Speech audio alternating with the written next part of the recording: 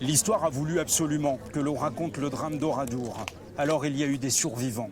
Les mots d'Éric Dupond-Moretti à son arrivée dans le village, où il a rencontré le dernier témoin du massacre, Robert Ebras. Je suis heureux, mais que non, restez assis. Que je suis heureux de vous saluer. Vraiment. Et très touché. Je vous remercie d'être parmi nous.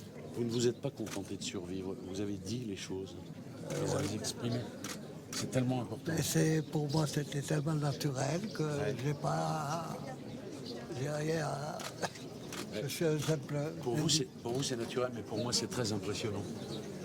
Merci, merci, monsieur. Merci. Quand une division SS débarque et exige des habitants qu'ils se regroupent sur le champ de foire, c'est la guerre depuis 5 ans, elle est finie.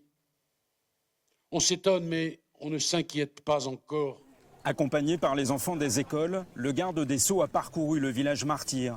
Puis il est entré dans l'église où femmes et enfants ont été tués.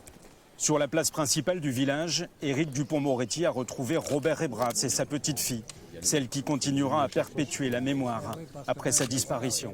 On continuera de transmettre les témoignages et de dire ce qui s'est passé le 10 juin à Oradour. Après, on espère qu'on va pouvoir porter de nouveaux messages grâce à Oradour et diffuser des messages de paix et de tolérance et puis peut-être pouvoir aider d'autres cités martyrs ou d'autres personnes qui ont aussi vécu des drames. Donc on pense à créer des partenariats et des liens avec d'autres cités martyrs. Aujourd'hui, Oradour se tient debout, symbole d'une France qui se relève.